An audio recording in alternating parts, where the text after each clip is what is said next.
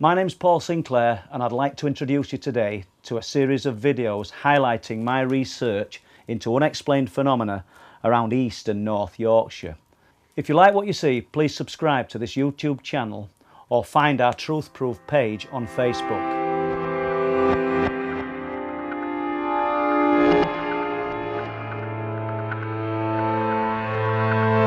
An account that I found very intriguing while searching an archive in Bridlington comes from July 1963, and it's as interesting as, for me personally, as anything you're going to listen to. It's about a crater that appeared on the cliff tops at Flambeaux back in that year.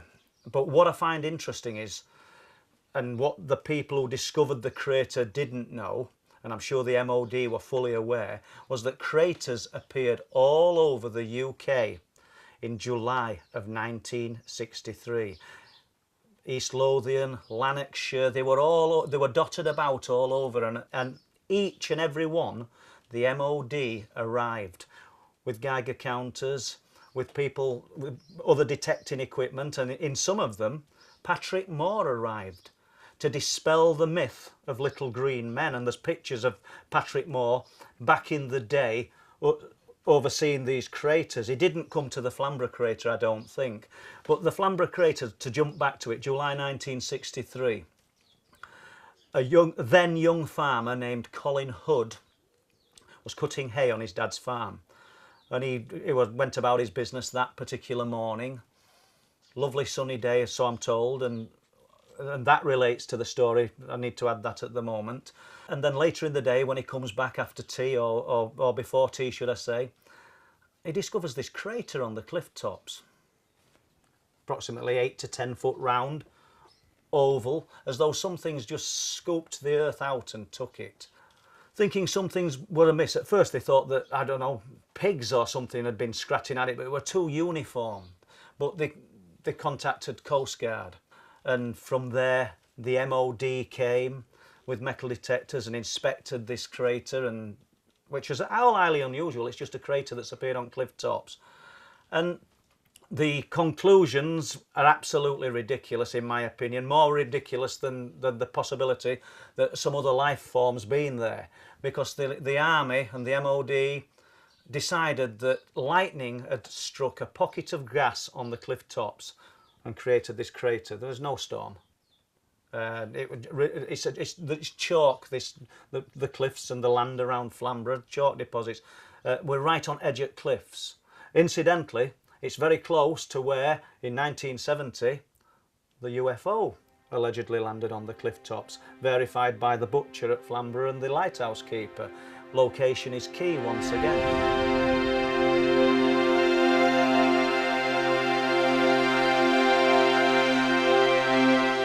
What I found interesting whilst researching the craters, I was also contacted by an elderly man in Bridlington who used to move earth for a large building company. He pointed out that there's a prominent landmark in Flambeaux called Beacon Hill.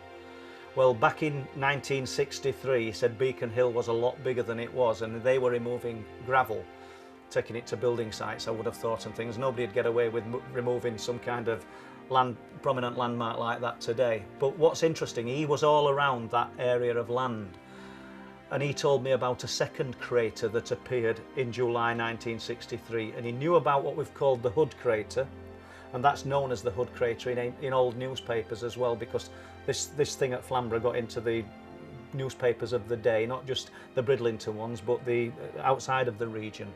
But he never said a word for fear of ridicule. And I've since been to the crater. I've measured it. It was 63 feet in circumference, and we've got pictures of me stood in it. I put a string line across it. It was 6 foot deep at the time, and I'm sure since 1963 debris and things have gone in it, so it would have been much deeper. Now, this guy's job was removing earth. The reason I say that is I can't remember the amount of tons of earth he said got removed in between seeing the land flat and then seeing this crater appear. And we're not talking about 5 or 6 tons, we're talking about hundreds of tons of earth got removed, like, I wouldn't say overnight, but within the time span that he was there and he wasn't there. So that one never got seen. Interestingly enough, that crater is now filled in. I wrote about it in Truth Proof 1, as I did the Hood crater, but that one has now been filled in. I mean, obviously you can see my pictures and me stood in the crater, and I think my daughter stood in it. You can get an idea. That one was enormous. But this is also an area where it's very close to the old RAF base, RAF Bempton. RAF Bempton would have been up and running in 1963. It closed in 1970. I'm pretty sure that the personnel at the radar base would have had some knowledge of this crater, but as I say, it's now filled in. So we've got craters appearing in 1963 all over the United Kingdom. Colin Hood, who I've contacted and spoke to, who first discovered it as a young man back then, I spoke to him a few years ago, had no knowledge whatsoever that craters appeared in other parts of the country. I wouldn't have said that there was some kind of media notice suppressing the knowledge. It's just the fact that times have changed and now something happens, and with the internet everybody finds out. But you cannot tell me that these things weren't linked when in the same month they were all appearing. And we've got the most prominent astronomer of the day, Patrick Moore, visiting most of them to dispel myths of little green men. As a side note, incidentally, Patrick Moore has probably done an absolutely brilliant bit of research on crop circles unknowingly, because he reports on one of them, and I can't remember the actual location. Something tells me it might have been East Lothian, but in the adjoining field he's talking about these elliptical shaped depressions in the corn, and this is just something, an observation while he's there to look at the crater. But it's there, the drawings, the write-ups from the day are all there to look at in old books and on the internet. So I think it's a fascinating case. But it doesn't just stop there.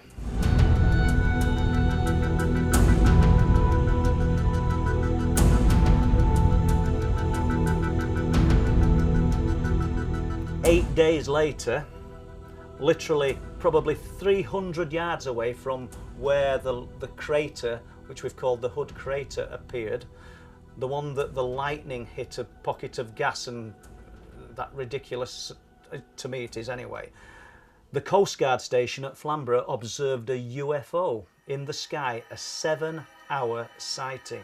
Now I don't know in the UK anyway, anywhere that has got a 7-hour sighting of an object stationary, but that's what these guys claim. Now the exact time, something tells me it was 5:20 a.m. in the morning till after 12:30 the same day. The Free Press reporter came and viewed this object. Reporters from the Scarborough Evening News viewed this object, and the Coast Guard team viewed it all morning.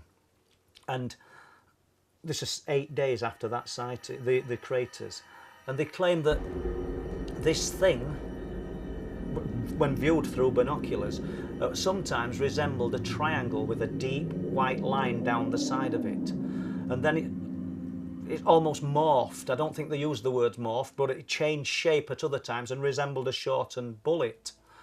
Now it moved positions and it was seen over Filey, and I think it's the Filey Mercury that coined the phrase, and we've got the news clipping, thing in the sky at Filey, which is another interesting one, because one of the earliest documented phrases for UFOs was the Warminster thing. We're going back a lot of years, we're going back to the 1960s, but what's interesting is thing in the sky at Filey predates that.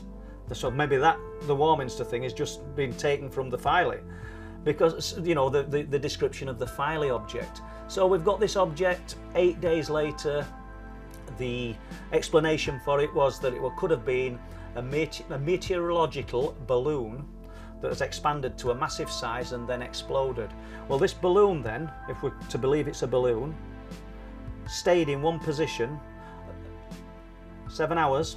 Filey's only 6 miles away, and when you're looking at something at a high altitude, you know, it's over Filey, then it's back over Bridlington, it's back over Flamborough, and there's nobody reported seeing anything tethered, and it's just an impossibility. The newspaper report from the Bridlington Free Press reports that it was moving against the wind. There was also a report that there was a military exercise the same morning with planes flying below this object, but the MOD say that the object was nothing to do with them and they have no knowledge of this object. I mean, we can only speculate now, going back all those years, but it makes you wonder if they did have knowledge of it, or was it something they were testing? Once again, I'm not going to just label everything as having some kind of alien presence. Could have been something tested by the military. But I just think it's very, very interesting when you consider that 8 days before this, a large crater appeared very close to the RAF base at Bempton, which nobody knew about till I started researching Truth Proof. And the newspapers of the day reported the Hood crater on the top of Flambeaux Head.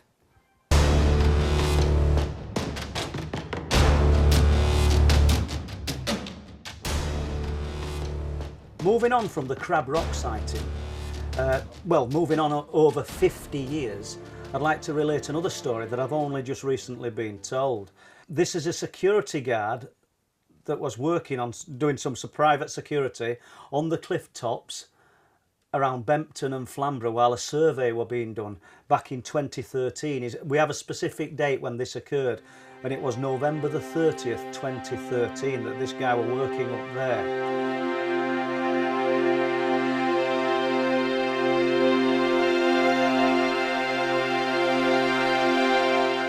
I need to stress he was with someone else as well, so we've got two witnesses to this, and they were in a cabin, the two porter cabins on the cliff top. They're in the porter cabin.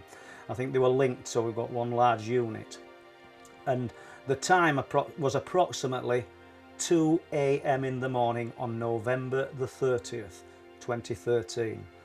Not just any noise.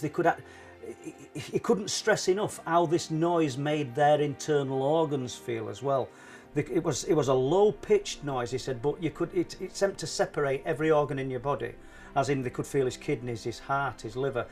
A bit like I would imagine if you went to a rock concert and there's an heavy bass and you can feel it reverberating inside you, but this weren't heavy rock music. This was a low-pitched noise that had the ability to do this to these two men. And it were all around them, and they just didn't know what was happening. Then, without warning, a light appeared through the porter cabin window, and it filled the porter cabin with light, and they couldn't see anything. They could see the sort of outlines of themselves, and the outlines of the desk and other bits, but everything was just white, and they were frightened. 2 a.m. in the morning, a remote cliff top. Eventually this light sort of retracts and dissipates, and they can see outside a large blue, I wouldn't say metallic, because it's just a blue glowing orb in front of the porter cabin, outside, literally feet away from the cabin. He'd got some reference points, but if I gave the reference points I'd be giving the location away, so I've got to be careful here. But this thing was 17 foot high, and that's, he said, because it was as tall as these points he's given for reference, and it was a lot wider than the 17 foot. It was seen on 3 CCTV cameras that are fixed at various places close to where these guys were working, and he did have it on his phone. I know we're going to get people saying, oh, he had it and he hasn't got it now.